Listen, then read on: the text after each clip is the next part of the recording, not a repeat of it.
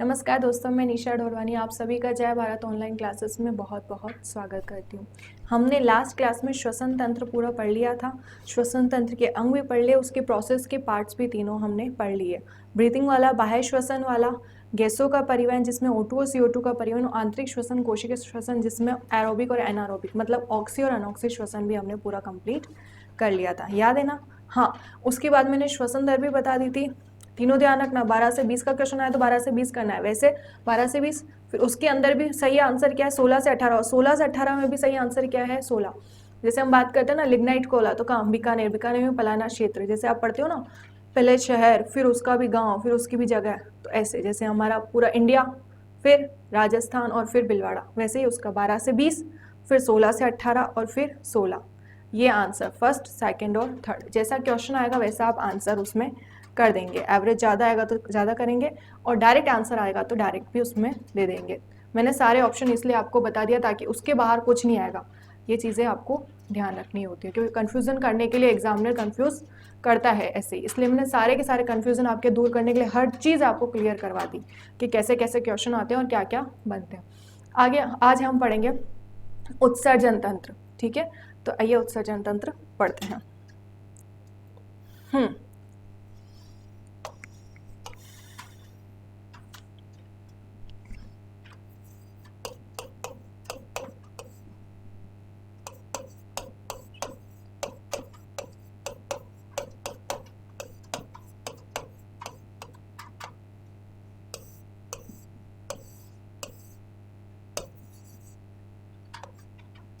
उत्सर्जन तंत्र।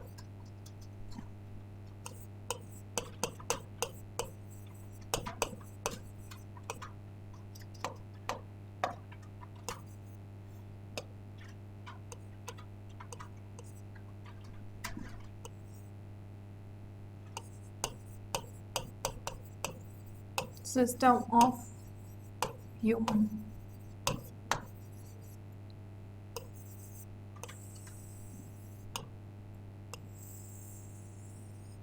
ठीक है, ये आज हम बात करेंगे मानव का उत्सर्जन तंत्र या उत्सर्जन तंत्र। अच्छा, उत्सर्जन तंत्र होता क्या है? सबसे पहले आप मुझे ये बताइए कि ये उत्सर्जन ही क्या होता है? क्या होता है ये इस उत्सर्जन? उत्सर्जन मतलब होता है, अच्छा एक चीज में उपापचयी क्रिया आपको बता चुकी हूँ, लीवर में, यकृत में मैंने बताई थी, मेटाबॉलिज्म फंक्शंस, उपापचयी क्रियाएं होती हैं। जो भी हम खाना खाते हैं, जैसे हमने कार्बोहाइड्रेट लिया, वसा लिया, प्रोटीन लिया, तो उनकी उपापचयी क्रियाओं के फलस्वरूप उनमें अवशिष्ट पदार्थ बनते हैं। जैसे मैंने बताया था, प्रोटीन की उपापचयी क्रिया के बाद यूरिया, यूरिक एसिड, अमोनिया बनता है, वहाँ ये चीज़ मैं बता चुकी हूँ। तो क्या होते हैं, शरीर में जो उपापचयी क्रियाएं होती हैं उनके फलस्वरूप हमारे शरीर में अपशिष्ट पदार्थ बनते हैं।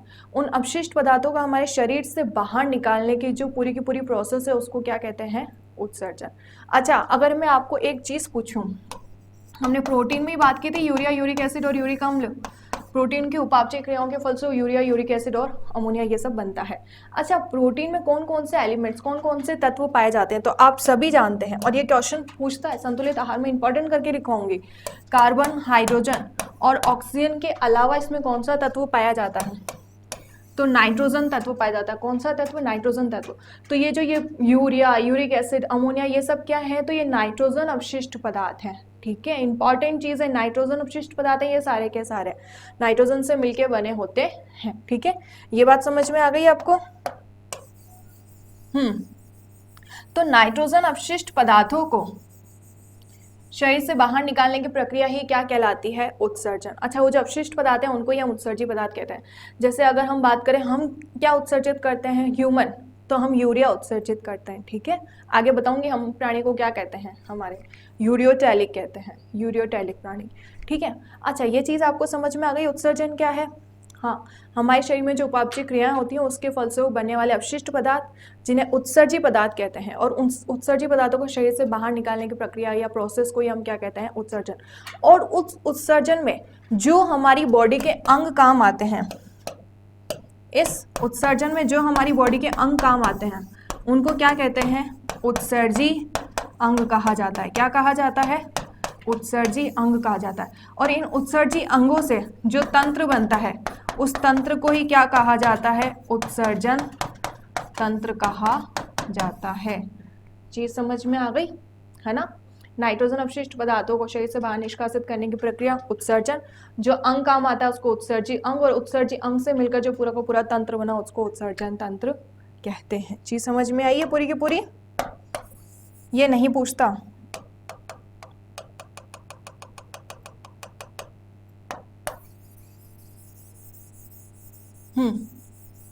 सिर्फ आपको समझाने के लिए कि होता क्या है, ये सारा भी मैंने समझाया।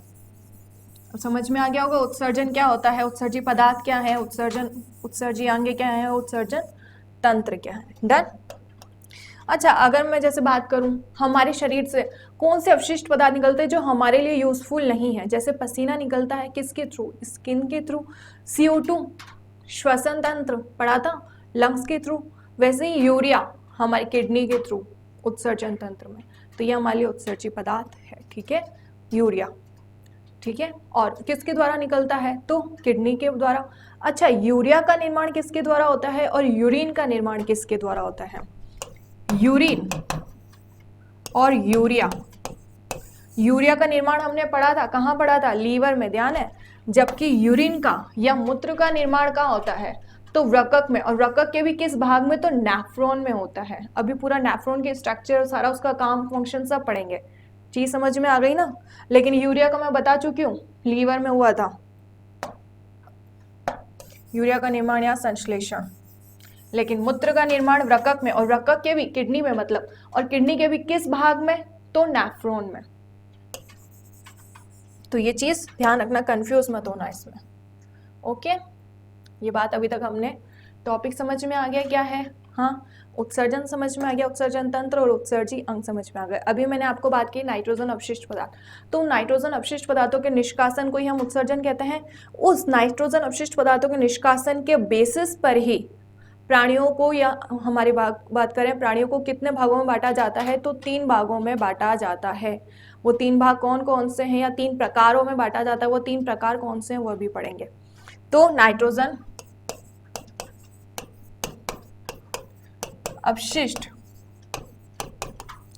पदार्थों के निष्कासन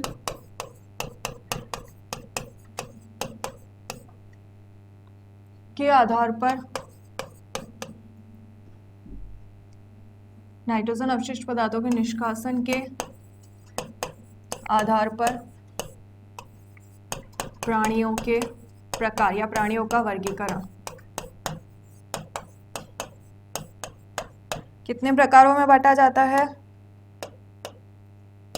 तो 3। कौन कौन से,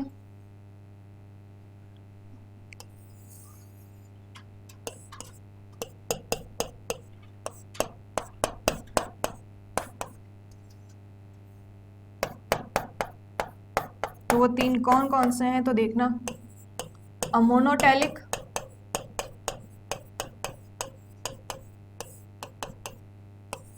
यूरियोटैलिक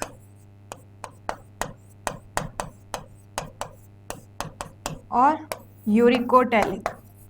अमोनोटैलिक, यूरियोटैलिक और यूरिकोटैलिक। डन। हाँ, हमने अभी बात की अमोनोटैलिक। अच्छा, नाम से आपको पता चल रहा होगा अमोनोटैलिक मतलब क्या होगा, जो वे प्राणी जो नाइट्रोजन अपशिष्ट पदार्थ के रूप में क्या उत्सर्जित करते हैं, तो अमोनिया उत्सर्जित करते हैं। क्या उत्सर्जित करते हैं, अमोनिया। जो प्राणी यूरिया उत्सर्जित करते हैं उनको यूरियोटैलिक, यूरियो मतलब यूरिया। और जो प्राणी यूरिक अम्ल उत्सर्जित करते हैं, यूरिक अम्ल, तो यूरिक अम्ल उत्सर्जित करने के कारण इनको यूरिको कहते हैं। यूरियो और यूरिको में कंफ्यूजन हो जाता है, एग्जामिनर्स में कंफ्यूज करता है। तो फर्स्ट वही आपको वो मिल जाएगा जो आपको कंफ्यूज करने वाला ऑप्शन है। अगर उसने मनुष्य पूछा है तो फर्स्ट ऑप्शन पे आपको यूरिकोटैलिक मिल जाएगा और आप जल्दी जल्दी में कर देंगे। तो उसको पूरा पढ़िएगा, यूरियो दे रखा है कि यूरिको दे रखा है। डन।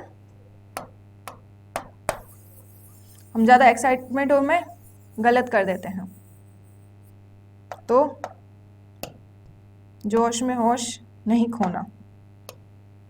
ओके, हाँ, ये चीज समझ में आ गई क्या उत्सर्जित कर रहे हैं।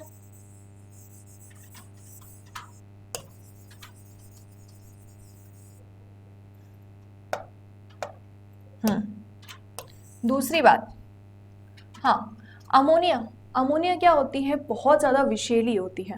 तो ये अमोनिया बहुत ज़्यादा विषैला है। अच्छा, अगर कोई चीज़ ज़्यादा ही विषैली है तो उसको बॉडी में ज़्यादा देर तक रखना चाहिए? नहीं रखना चाहिए, वो हमारे लिए खतरनाक हो सकती है, जानलेवा भी हो सकती है, मतलब हमारे लिए वो चीज़ हार्मफुल है। तो इसीलिए ये अमोनिया, इसको बॉडी में स्टोरेज ज़्यादा टाइम तक नहीं किया जा सकता, ज़्यादा टाइम तक इसको शरीर में संग्रहित नहीं किया जा सकता, नहीं करते हैं। तो इस भगवान ने अपने आप ही ऑटोमेटिक ये चीज़ की है कि डायरेक्ट ये दिया किसको है, और ये जल में अत्यधिक घुलनशील होता है। क्या होता है? अत्यधिक घुलनशील, बहुत ज़्यादा डिजॉल्व। तो भगवान ने ऐसी चीज़ की है कि डायरेक्ट जो सरल जलीय प्राणी है, जो पानी में रहते हैं, उनको ही अमोनोटैलिक बना दिया कि तुम पानी में ही रहो और पानी में ही निकालते रहो। तो विषैला तुम्हारे शरीर में रहेगा भी नहीं और बाहर निकलता भी जाएगा और इजीली तुम्हारा काम हो जाएगा। ज़्यादा टाइम तक तुमको अपने अंदर रखना भी नहीं पड़ेगा, जब तुम्हारी इच्छा हो तब बाहर निकाल दो, किसी को पता भी नहीं चलना। लेकिन यूरियोटैलिक की बात करते हैं, हम मानव या मनुष्य या ह्यूमन की बात करूँ तो हम क्या उत्सर्जित करते हैं? तो हम यूरिया उत्सर्जित करते हैं। यूरिया अमोनिया की कंपैरिजन में कम विषैला है, टॉक्सिक कम है, जहरीला कम है, तो हम इसको इजीली स्टोर कर सकते हैं, ठीक है, क्योंकि ये विषैला नहीं होता, बहुत कम विषैला है अमोनिया के कंपैरिजन में, तो इसलिए इजीली हम इसको स्टोर कर सकते हैं, इसलिए संग्रहित करते हैं ना। मूत्राशय थैली है जिसमें ब्लेंडर में ये संग्रहित होता है, ठीक है। कितना होता है, कितने ml, वो भी मैं आगे बताऊंगी। हाँ, तो इसलिए हाँ, ये जल में घुलनशील है लेकिन अमोनिया की कंपैरिजन में कम है, वो तो बहुत ही ज़्यादा डिजॉल्व होता है, ये जल में सिर्फ घुलनशील है। बात समझ में आ गई। हम मनुष्यों में उभयचारी जो प्राणी होते हैं, एम्फीबिया क्लास जिसको कहते हैं, एम्फीबिया मतलब जो पानी में भी रह सके और जो स्थल में भी रह सके, जैसे मेंढक और ये, इनमें क्या होता है, इनमें भी यही वाला पाया जाता है। तो मेंढक वाला और मनुष्य वाला इंपॉर्टेंट क्वेश्चन आता है, ठीक है। उसके अलावा ये उपास्थल और अस्थिल मछलियों में पाया जाता है। अच्छा, एक चीज समझना, अमोनोटैलिक में कैसी मछलियां पाई जाती है? तो अलवणीय जलीय मछलियां। कैसी मछलियां? अलवणीय। अभी मैंने आपको कहा जलीय वाले सारे इसमें आ जाएंगे, प्रोटोजोआ, पॉरीफेरा वाले, ये क्लासेस वाले आते हैं जंतु के वर्गीकरण में, प्रोटोजोआ, पॉरीफेरा, ठीक है। तो ये सरल जलीय प्राणी है वो स्टार्टिंग के। तो अलवणीय जलीय मछलियां इसमें आती हैं। अलवणीय मतलब समझ में आ गया, जो खारे पानी में नहीं होगा, मतलब खारे पानी में नहीं रहती हैं, ठीक है, वो मछलियां अलवणीय जलीय मछलियां होती हैं। लेकिन इसमें जो मछलियां आएंगी वो आएंगी उपास्थल एंड अस्थिल मछलियां। अच्छा, उपास्थल और अस्थिल मछलियां मतलब समझ में आ रहा है नाम से ही। अस्थिल मतलब जो हड्डियों से मिलकर बनी है, अस्थियों से, और उपास्थल मतलब जो उपास्थियों से, मतलब कार्टिलेज से मिलकर बनी है। ये कार्टिलेज से मिलकर बनी होती है और ये बोन से मिलकर बनी होती है। जिन्होंने मछली खाई हो फिश, तो उसमें कांटे निकलते हैं, वो अस्थिल मछलियाँ, जैसे लीबिया, रोहू, कतला, ये सारी की सारी अस्थिल मछली आती है। लेकिन उपास्थल मछलियों का अगर मैं आपको एग्जाम्पल बताऊँ तो स्काइलोडॉन जो कुत्ता मछली आती है वो उपास्थल मछलियों का एग्जाम्पल है, ठीक है। वो उपास्थल या कार्टिलेज की बनी होती है। चीज़ समझ में आ गई? डन। बस इतना ध्यान रखना कि अमोनोटैलिक में सरल जलीय मछलियां पाई जाती है। सरल मतलब जो बिल्कुल सिंपल होंगे, जो स्टार्टिंग के होते हैं, तो उसमें हमारी अलवणीय जलीय मछलियां भी आ गई जो खारे पानी में नहीं रहती, और उपास्थल और अस्थिल इसमें आती है, ठीक है। हाँ, फिर बात करते हैं यूरिक अम्ल की। तो यूरिक अम्ल में क्या है? यूरिक अम्ल कौन उत्सर्जित करता है? विषैला है कि नहीं है, जल में घुलनशील है कि नहीं है? तो यूरिक एसिड बहुत ही कम विषैला है, ठीक है। और इसकी बात करूं कि तो जल में बिल्कुल ही नहीं के बराबर घुलनशील है, मतलब मान लो कि घुलनशील नहीं होता, लगभग अघुलनशील जिसको कहा जाए, अनडिजॉल्व्ड रहता है वाटर में, ठीक है।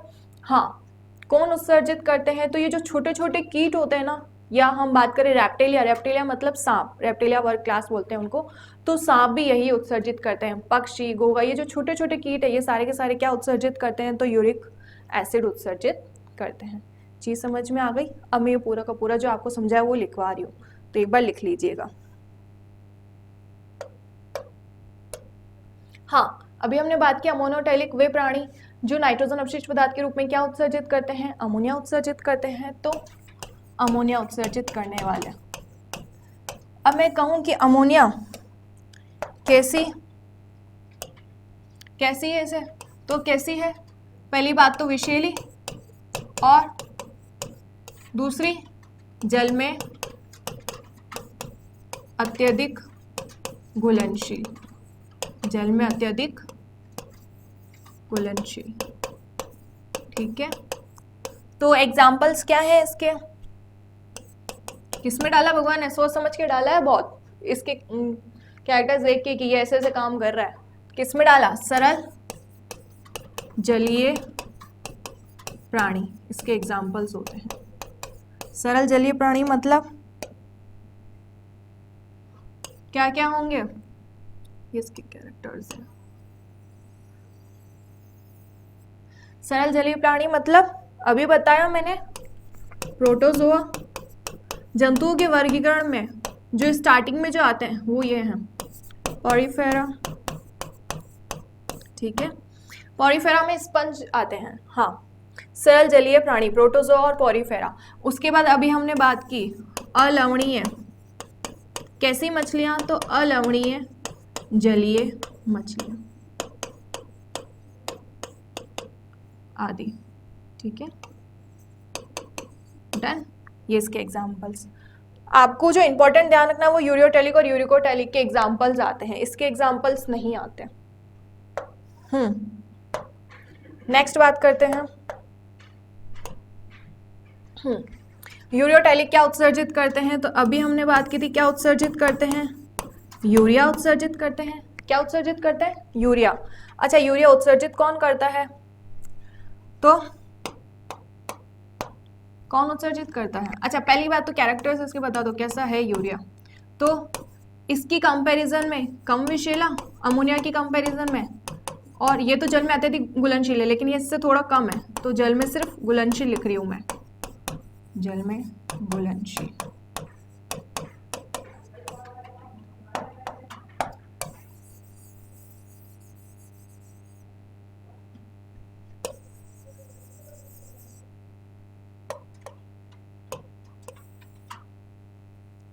ओके, ये बात हो गई। अब इसके एग्जाम्पल्स, तो क्या क्या है इसके एग्जाम्पल्स? अभी हमने बात की क्या? ह्यूमन, जो स्तनधारी हम बोलते हैं, मेमेलिया मानव, ह्यूमन, और मेंढक की बात की अभी, एम्फीबिया वर्ग। और कौन सी मछलियां बताई मैंने? उपास्थल व अस्थिल मछलियां।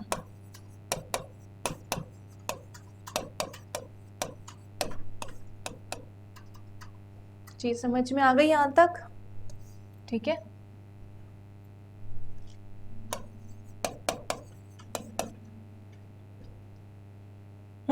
उसके बाद हमने थर्ड बात की थी क्या? यूरियोटैलिक। यूरियोटैलिक हो चुका, ये यूरिकोटैलिक प्राणी, अमोनोटैलिक प्राणी, यूरियोटैलिक प्राणी और यूरिकोटैलिक प्राणी। ओके, हाँ, यूरिकोटैलिक प्राणी ये क्या उत्सर्जित करते हैं? तो यूरिक अम्ल उत्सर्जित करते हैं, यूरिक अम्ल उत्सर्जित करते हैं। यूरिक अम्ल कैसा है? बहुत ही कम विषैला, इसकी कंपैरिजन में भी कम विषैला, और जल में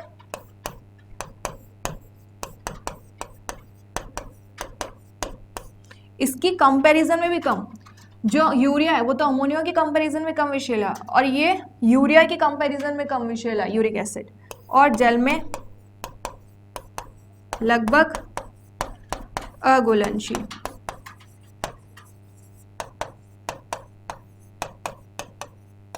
अच्छा, ये जो कैरेक्टर्स लिखा रही हूँ ये याद नहीं करने, सिर्फ समझाने के लिए लिखा रही हूँ, याद नहीं भी रहे तो भी चलेगा।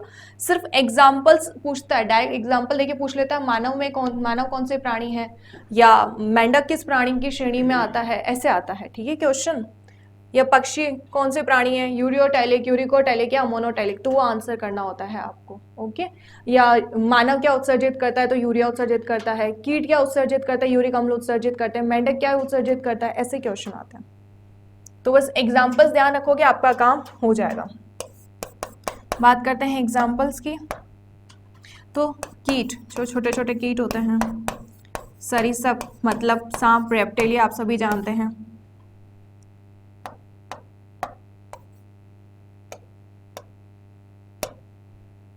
रेप्टिलिया, सांप, इस तरह सबको बोलते हैं रेप्टिलिया वर्ग। हिंदी में बोलते हैं और इंग्लिश में रेप्टिलिया क्लास बोलते हैं। ओके, हाँ। और बात करूं पक्षी आदि, ये छोटे छोटे जो कीट होते हैं। चीज समझ में आ गई?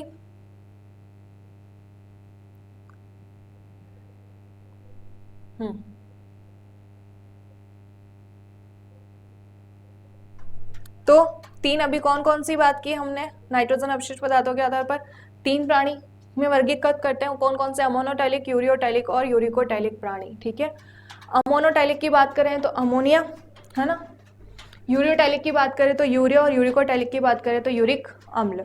अच्छा, ये चीज बता चुकी हूँ। अच्छा, अमोनोटैलिक कौन से प्राणी उत्सर्जित करते हैं? तो सरल जलीय प्राणी। इंपॉर्टेंट आपके सिर्फ एग्जाम्पल्स हैं, और याद नहीं भी रहा है तो कोई दिक्कत नहीं है, लेकिन एग्जाम्पल्स मत भूलना। और सबसे ज्यादा एग्जाम्पल्स इंपॉर्टेंट इन दोनों के हैं, इसका नहीं पूछता।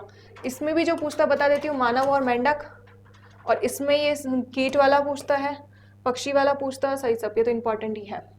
तो ये चीजें ध्यान रखना, मानव, मेंढक, कीट और पक्षी वाला, ये इंपॉर्टेंट है इसके। ये समझ में आ गई? यूरियोटैलिक मतलब यूरिया उत्सर्जित, मानव मेंढक वाला ध्यान रखना। और यूरिकोटैलिक पक्षी, गोगा, छोटे छोटे कीट, ये सांप, वो क्या उत्सर्जित करते हैं? तो यूरिक अम्ल उत्सर्जित करते हैं। बात समझ में आ गई यहाँ तक? ये पूरा का पूरा है, दिख रहा है ना ये पूरा का पूरा? अब ये पूरा का पूरा उतार लेना, ठीक है। 2 मिनट हट जाऊँ क्या? देख के वापस उतार लोगे ना वीडियो में? एक का कमेंट आया था कि मैम दिखते नहीं है या हट जाया करो, तो ये हट गई हूँ। पोस्ट करके वीडियो में देख लेना 2-3 बार, दिख जाएगा। ठीक है, ये पूरा का पूरा आपका है।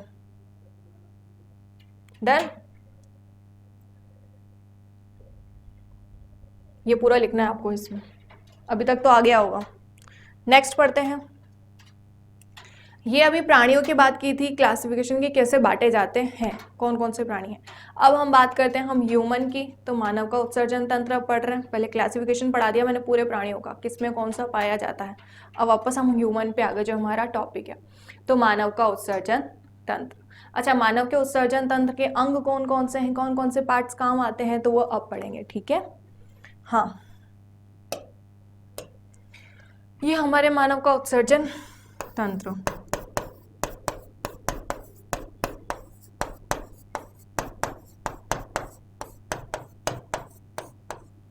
ओके, सबसे पहले हम बात करते हैं कि अगर मैं ह्यूमन की बात करूं, हमारे में मुख्य उत्सर्जी अंग कौन सा है? आप सभी जानते हैं वृक्क, किडनी, है ना। तो वृक्क, उसके बाद किडनी के बाद, जैसे हमने सबकी सीक्वेंस पढ़ी श्वसन तंत्र में, पाचन तंत्र में, है ना। तो वृक्क के बाद कहाँ जाता है? तो मूत्रवाहिनी। ये एक बार मैं लिख रही हूँ, वापस पूरा समझाऊंगी। फिर मूत्राशय में यूरिन स्टोर होता है और मूत्र मार्ग द्वारा बाहर निकाल दिया जाता है। ओके, चीज समझ में आ गई? हाँ, इधर देखिए, बात करते हैं इसकी। ये जो आपको ये दिख रही है,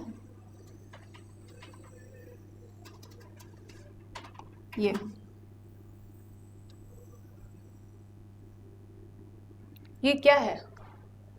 ये है 2 किडनीज, मतलब एक जोड़ी वृक्क पाया जाता है ह्यूमन बॉडी में, है ना। कितने? फर्स्ट बात कर रही हूं मैं वृक्क, किडनी, सबसे पहले ऊपर लिख देती हूँ। उत्सर्जन तंत्र के अंग, सारे ऑर्गन्स पढ़ रहे हैं, कौन कौन से उसमें काम आते हैं। हाँ, ये बात हुई हमारी किडनी की। कितनी ह्यूमन में कितनी जोड़ी किडनी पाई जाती है? नंबर्स की बात करें तो 1 जोड़ी,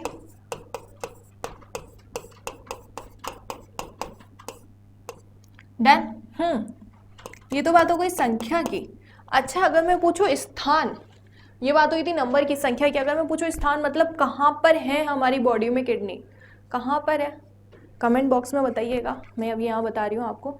हाँ, कहाँ पर है? तो ये हमारे उधर को, ये पेट, इसके पीछे वाले पार्ट में, मतलब रीढ़ की हड्डी, कशेरुक दंड आपको पता है। कशेरुक दंड हमने पढ़ा था, वर्टिब्रल कॉलम, रीढ़ की हड्डी जिसको कहते हैं। उस रीढ़ की हड्डी की तरफ, दोनों तरफ एक एक, यहाँ दोनों तरफ एक एक रीढ़ की हड्डी के दोनों तरफ पाई जाती हैं। तो उदर गुहा के पीछे की ओर रीढ़ की हड्डी के दोनों ओर एक एक रकक या किडनी पाई जाती है। यहाँ पेन होता है इस किडनी का, ठीक है, यहाँ किडनी पाई जाती है। ओके, तो ये आपकी बात हो गई संख्या और ये स्थान। तो कशेरुक दंड, रीढ़ की हड्डी, रीढ़ की हड्डी के दोनों ओर एक एक पाई जाती है, ठीक है, दोनों ओर पाई जाती है, दोनों साइड की तरफ, यहाँ भी एक यहाँ भी एक, ठीक है, बात समझ में आ गई। ये 2 हो गई, मतलब एक जोड़ी। अच्छा, उसके बाद अगर मैं आपको पूछूं, ये तो अभी सिर्फ संख्या और स्थान की बात की हमने कि कहाँ कितने नंबर है और कैसी संख्या कैसे दिखती है। देखने की अगर बात करें तो किडनी हमारी कैसी दिखती है, तो गहरे लाल रंग की, आपको अभी भी दिख रही है गहरे लाल रंग की, ये पूरा लाल रंग है, ये गहरे लाल रंग की। और कैसे बीज दिखते हैं, किस शेप के दिखते हैं, आकार पूछ लेता है इसका, सेम के बीच के आकार की दिखती है। कैसे शेप की, सेम के बीच के आकार की दिखती हैं। तो कैसे कलर की दिखती हैं, तो गहरे लाल रंग की व सेम के बीच के आकार के समान दिखती है।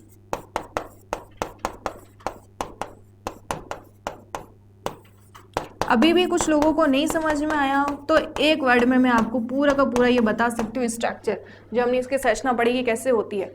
राजमा देखिए, राजमा चावल तो बहुत लोगों ने खाए होंगे, इतना अच्छा बनता है। तो राजमा, जैसा राजमा होता है वैसा का वैसा सेम आपको ये किडनी दिखेगी, वैसी ही होती है, बस इतना समझ लो राजमा। ओके, तो ये बात हो गई संरचना की कि स्ट्रक्चर दिखती कैसी है। डन। उसके बाद बात करते हैं, ये भी बात हुई संरचना की। अच्छा, एक चीज अगर मैं पूछूं लंबाई, चौड़ाई, मोटाई, किसी को कुछ पता हो, देखो आप कमेंट कीजिए, तब तक मैं इसमें बताती हूँ आपको, रेड से लिख देती हूँ।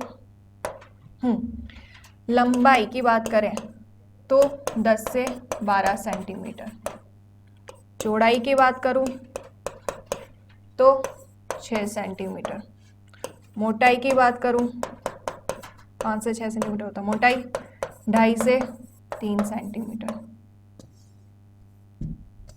ठीक है। और अगर मैं इसके भार की बात करती हूँ, ज़्यादातर ये लंबाई चौड़ाई मोटाई नहीं पूछता, औसतन भार ही पूछता है, ठीक है। तो भार कितना होता है इसका, तो 120 से 170 ग्राम। डायरेक्ट क्वेश्चन पूछता है रकक का औसतन भार कितना होता है, तो 120 to 170 ग्राम, ठीक है। लेकिन अगर मेल और फीमेल, ज़्यादातर क्वेश्चन यही पूछता, मेल फीमेल का अलग से देके नहीं पूछता, लेकिन आपको मैं लिखा दे रही हूँ क्योंकि अब लेवल बढ़ चुका है, लेवल अप हो चुका है, तो मेल फीमेल के क्वेश्चन आते हैं। वरना पहले तो डायरेक्ट दे देता रकक का औसतन भार को बता दो, लेकिन अब मेल और फीमेल का अलग अलग पूछा जाता है। तो ध्यान रखना, जैसे हमने लंग्स का भी अलग पढ़ा था, दाएं का भी बाएं का भी, है ना, वैसे इसका भी बता रही हूँ। तो मेल की बात करें और फीमेल की,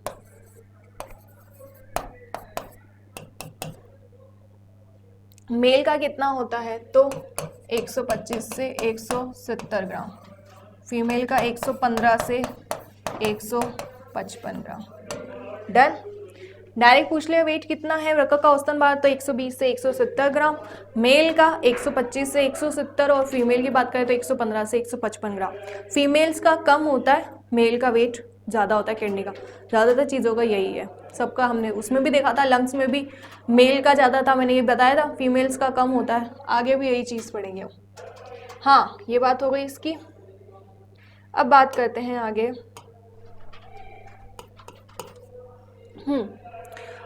किडनी का निर्माण या रकक का निर्माण या किडनी का फॉर्मेशन का है, तो भ्रूण के हमने 3 परतें पढ़ी थी, एक्टोडर्म, मेसोडर्म और एंडोडर्म। मैंने बताया था, वहाँ बताती जाऊंगी। तो अगर हम बात करें कि किडनी का निर्माण किस भ्रूणीय परत से होता है, तो किससे होता है, तो भ्रूणीय मेसोडर्म से होता है। तो ध्यान रखना, वृक्क का निर्माण, वृक्क का निर्माण किस भ्रूणीय परत से होता है, एम्ब्रियो की लेयर से, तो भ्रूणीय मेसोडर्म। मेसोडर्म बीच वाली परत थी, मध्य परत। उसके बाद बात करते हैं, अच्छा किडनी के भी टाइप्स होते हैं, मेटानेफ्रिक, नेफ्रिक, प्रोटोनेफ्रिक आते हैं। तो हमारी जो किडनी है सबसे ज़्यादा लास्ट में आता है स्तनधारी प्राणी। जंतुओं के वर्गीकरण पढ़ेंगे, प्रोटोजोआ, पॉरीफेरा, एनेलिडा, ऑर्थोपोडा, सिलेंट्रोडा, ये सारे के सारे आते हैं उसमें, सीक्वेंस नहीं बोल रही हूँ मैं, ये सारे के सारे आते हैं। उसमें सबसे एंडिंग की बात करें ना, तो उसमें हमारे मेमेलिया क्लास आता है, कॉर्डेटा में भी लास्ट में मेमेलिया आता है। उन मेमेलिया में हम ह्यूमन पाए जाते हैं, मतलब इतने सारे आने के बाद ह्यूमन का, तो उसमें सारी की सारी मैच्योर चीज़ें हैं हम ह्यूमन में, सारी की सारी। तो वो नेफ्रिक भी है, जो नेफ्रॉन, वो भी मैच्योर वाला पार्ट है हमारे पास, मेटानेफ्रिक प्रकार का है। तो आता है मनुष्य में किस प्रकार का पाया जाता है वृक्क, तो मेटानेफ्रिक प्रकार का। इंपॉर्टेंट क्वेश्चन है और सेकंड ग्रेड का पूछा गया क्वेश्चन है। तो कैसा होता है, तो मेटानेफ्रिक, मेटानेफ्रिक प्रकार का, जिसको हिंदी में कहते हैं पश्चवृक्क, मतलब सबसे एंडिंग वाला है, सबसे मैच्योर वाली जो बात हम कर रहे हैं, जिसमें सारे ऑर्गन्स हैं। ठीक है, तो ये आपकी बात हुई किडनी की, कैसा दिखता है, कैसी संरचना है, कितनी संख्या है ना। तो किडनी एक जोड़ी वृक्क कहाँ पाई जाती है, संख्या की बात हुई, हाँ कहाँ पाई जाती है, स्थान कहाँ पर है, तो रीढ़ की हड्डी की दोनों तरफ एक एक। हाँ, स्ट्रक्चर कैसी है, तो सेम के बीच के आकार की गहरे लाल रंग की होती है। लंबाई कैसी है, तो 10 से 12 सेंटीमीटर, चौड़ाई 5 से 6 सेंटीमीटर, मोटाई 2.5 से 3 सेंटीमीटर। औसतन भार पूछे, एवरेज वेट पूछे तो 120 से 170 ग्राम, लेकिन अगर फीमेल का पूछे तो 115 से 155, लेकिन मेल का पूछे तो 125 से 170 ग्राम। उसके बाद हमने बात की कि भ्रूण के किस परत से निर्माण होता है वृक्क का, तो भ्रूणीय मेसोडर्म से, जो उसकी मध्य परत है उससे होता है। उसके बाद हमने बात की किस प्रकार का वृक्क ह्यूमन में पाया जाता है, तो मेटानेफ्रिक टाइप का या पश्चवृक्क प्रकार जिसको हम कहते हैं। यहाँ तक पूरी आपकी किडनी की बात हो गई। ठीक है, अच्छा एक और चीज अगर मैं आपको बताऊं, हाँ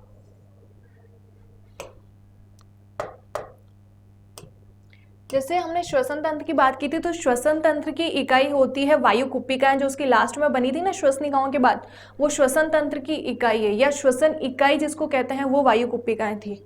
वहां पर जो हमने श्वसन तंत्र की इकाई बात की थी, श्वसन तंत्र की इकाई वहां बात की थी उसकी, तो वो क्या थी, वायु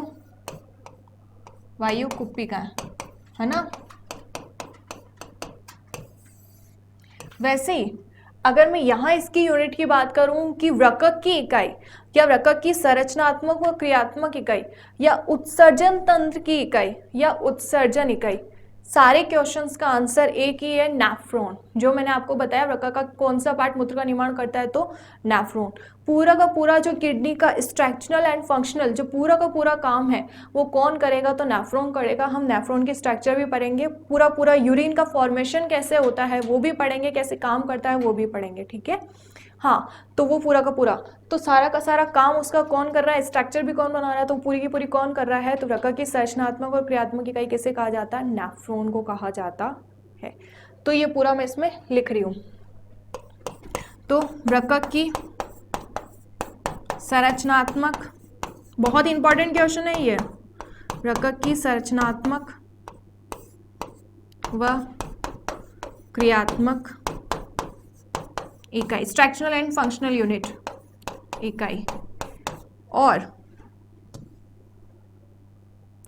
उत्सर्जन तंत्र की इकाई और उत्सर्जन इकाई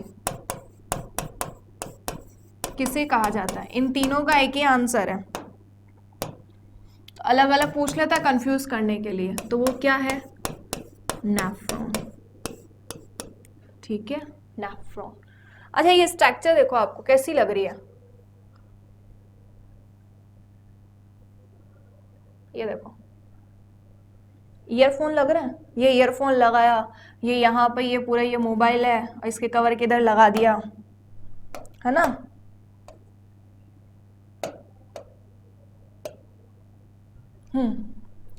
तो ये दिख रहा है, ये जैसे ईयरफोन लगा, ये इसकी तार है, ये मोबाइल और ये लगा दिया, तो फोन जैसा दिख रहा है, ईयरफोन जैसा, इसलिए ध्यान रख लेना ईयरफोन नेफ्रॉन, ईयरफोन हेडफोन, तो इसको हेडफोन भी बोलते हैं, हेडफोन जैसी स्ट्रक्चर होती है, ईयरफोन हेडफोन, ध्यान रखना। ये हेडफोन लगा दिए बड़े से, नीचे मोबाइल और वायर निकली हुई है उसकी, ये मूत्रवाहिनी जैसे वायर, तो इसीलिए उसको फोन फोन तो याद रख लेना। जब भी याद आए रकक में, स्ट्रक्चर तो आपको याद ही है, स्ट्रक्चर याद आते ही आपको याद आ जाएगा नेफ्रॉन, क्योंकि क्वेश्चन इसमें कन्फ्यूजन न्यूरॉन और नेफ्रॉन में आता है। आगे में जब आपको तंत्रिका तंत्र पढ़ोगे नर्वस सिस्टम, उसकी इकाई होती है न्यूरॉन और इसकी इकाई होती है नेफ्रॉन। रकक पूछता है या उत्सर्जन तंत्र की इकाई पूछता है तो फर्स्ट ऑप्शन में ही न्यूरॉन आंसर में मिलता है, फर्स्ट ऑप्शन में आपको न्यूरॉन मिलेगा और आप कर दोगे आंसर कि हाँ एन से एन था वह कंप्लीट, लेकिन नहीं है, वो नर्वस सिस्टम की न्यूरॉन है जबकि उत्सर्जन तंत्र की नेफ्रॉन है। तो आप ध्यान रख लेना, हेडफोन या ईयरफोन याद आ जाएगा तो वो याद आ जाएगा फोन, ठीक है। वहाँ की ट्रिक वहाँ बताऊंगी नर्वस सिस्टम में न्यूरॉन की भी। तो ये बात समझ में आ गई सारी की सारी कि रकक की संरचनात्मक व क्रियात्मक इकाई या उत्सर्जन तंत्र की इकाई या उत्सर्जन इकाई क्या है, तो नेफ्रॉन है। अच्छा इसकी स्टडी को क्या कहते हैं, अगर मैं बात करूं किडनी की स्टडी या रकक के अध्ययन को, या आप इसके डॉक्टर के पास भी जाते हैं तो क्या बोलते हैं, नेफ्रोलॉजी इसकी स्टडी को बोला जाता है। तो रकक के अध्ययन, जाते हैं डॉक्टर के पास, नेफ्रोलॉजिस्ट बोलते हैं उस डॉक्टर को, किडनी से रिलेटेड। हाँ तो रकक के अध्ययन को क्या कहा जाता है, नेफ्रोलॉजी, वो नेफ्रॉन की वजह से ही बोलते हैं।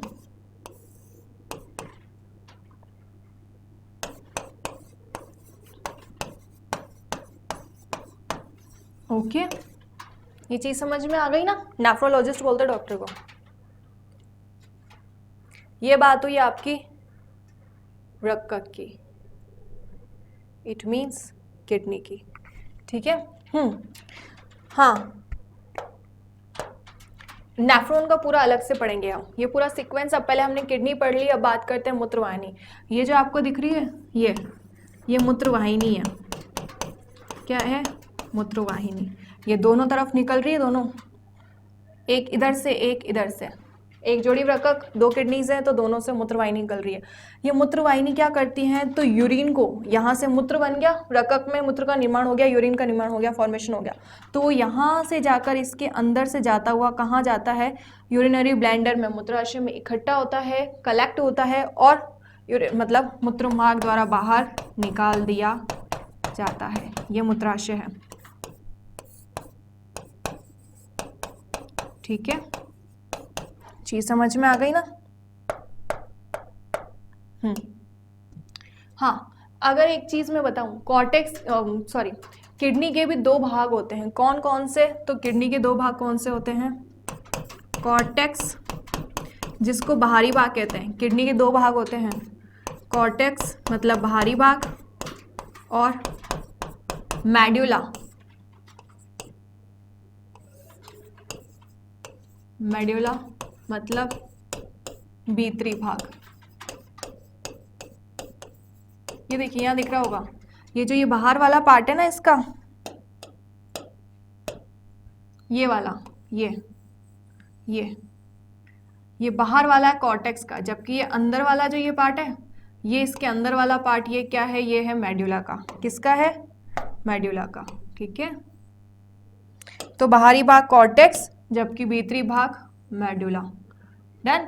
उसके बाद ये मूत्रवाहिनी निकलती है और ये बीच में जो दिख रही है जो खाली रहती है उस स्पेस को कहते हैं पेल्विस, मेडुला के अंदर वाला जो खाली है जो मूत्रवाहिनी में जाके खुलेगा वो पेल्विस, ठीक है।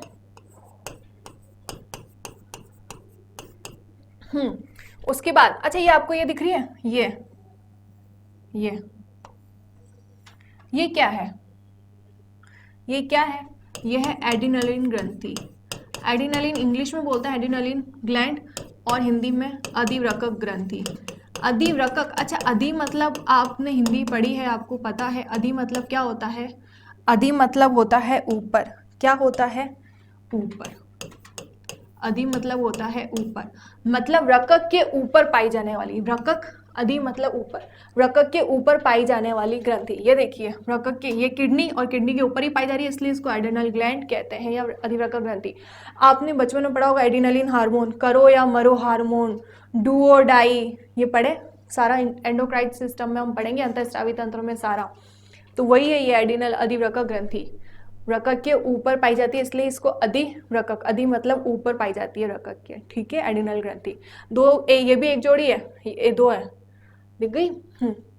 उसके बाद किडनी में वृक्कीय शिराएं भी पाई जाती हैं, वृक्कीय धमनियां भी पाई जाती हैं। हम जब कल पढ़ेंगे ना तो उसमें धमनिकाएं भी आएंगी, अभिवाही धमनिका, अपवाही धमनिका। जब नेफ्रॉन का पूरा पढ़ेंगे कि यूरिन कैसा फॉर्मेशन होता है, कैसे होता है, उसमें ये सारा आएगा।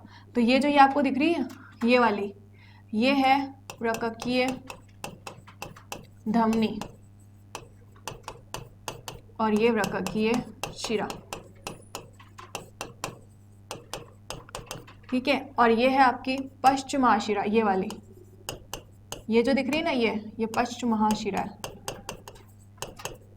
और ये वृक्कीय धमनी है, और ये जो नीचे जा रहा है ना ये वृक्कीय शिरा है, ठीक है, ओके। ये जो ये साइड से ये जा रहा है ना ये वृक्कीय शिरा है, ये वाला, ये इधर साइड से नीचे जा रहा है, ये वाला, ये ओके। ये पूरा का पूरा यहाँ पार्ट, चीज समझ में आ गई? हाँ, ये ध्यान नहीं रखनी, ये हम कल पढ़ेंगे पूरा, वृक्कीय धमनी, वृक्कीय शिरा, अपवाही धमनिका, अभिवाही धमनिका कैसे काम करती है वो सारा। अभी आपको ध्यान रखना है वृक्क, मूत्रवाहिनी, मूत्राशय और मूत्रमार्ग। वृक्क में पूरा का पूरा यूरिन का फॉर्मेशन हो गया, फिर मूत्रवाहिनी द्वारा किस में आया, ये मूत्रवाहिनी है पूरी की पूरी, मूत्रवाहिनी द्वारा किस में आया, मूत्राशय में, किसमें आया, मूत्राशय में, और मूत्राशय में इकट्ठा होने के बाद मूत्रमार्ग द्वारा बाहर निकाल दिया जाता है। एक इंपॉर्टेंट चीज है वो ध्यान रखना मूत्रवाहिनी में,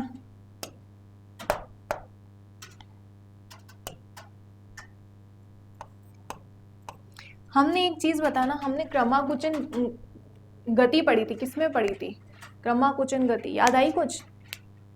हमने जब ग्रसिका पढ़ी थी ऑइसोफेगस, उसमें हमने क्रमाकुचन गति पढ़ी थी, संकुचन, फिर नीचे उतरता है, फिर ऐसे ऐसे ऐसे पढ़ी थी।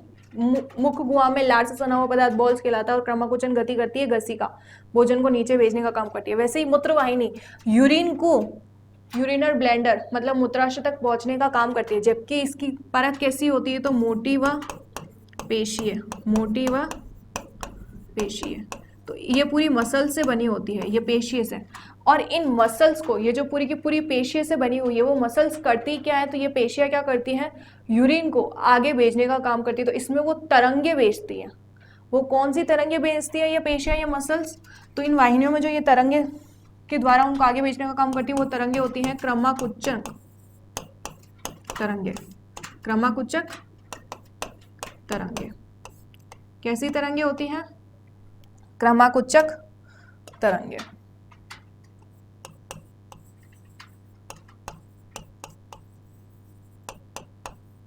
वेव्स, ठीक है, क्रमाकुचक तरंगे। ये आपकी मूत्रवाहिनी की बात हुई। हाँ, मूत्राशय में कितने ml यूरिन स्टोर हो सकता है,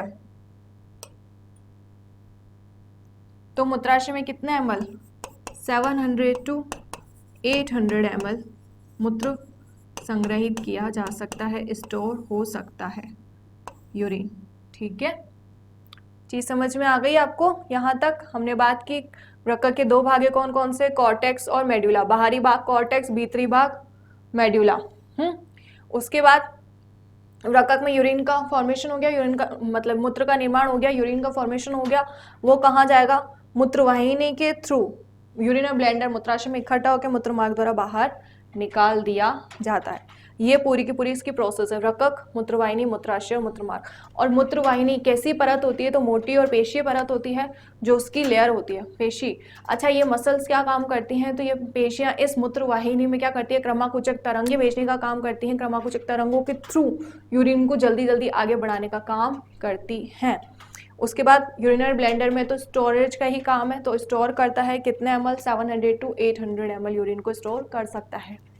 उसके बाद मूत्रमार्ग द्वारा बाहर निकाल दिया जाता है, ज़्यादा प्रेशर बनता है बाहर, इससे ज़्यादा स्टोर नहीं कर पाता ये। हाँ, वृक्क वाला समझ में आ गया। वृक्क की संरचनात्मक और क्रियात्मक इकाई किसे कहा जाता है? नेफ्रॉन। इसकी स्टडी को नेफ्रोलॉजी कहा जाता है। डन, ये चीज़ समझ में आ गई यहाँ तक।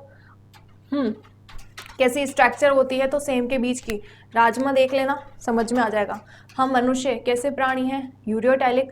पक्षी, घोंघा, कीट, सरीसृप की बात करूँ तो यूरिकोटैलिक, और सरल जलीय प्राणी की बात करूँ अलवण जलीय मछलियाँ तो अमोनोटैलिक। अमोनोटैलिक जो अमोनिया उत्सर्जित करते हैं, यूरियोटैलिक जो यूरिया उत्सर्जित करते हैं। ठीक है, यहाँ तक आज हमने सिर्फ पार्ट की बात की है, उसके अंग की बात की है। कल हम पूरा का पूरा प्रोसेस की बात करेंगे कि मूत्र का निर्माण होता कैसे, यूरिन का फॉर्मेशन कैसा है, नेफ्रॉन की स्ट्रक्चर कैसी है, उसका सारा कल नेक्स्ट क्लास में हम पढ़ेंगे।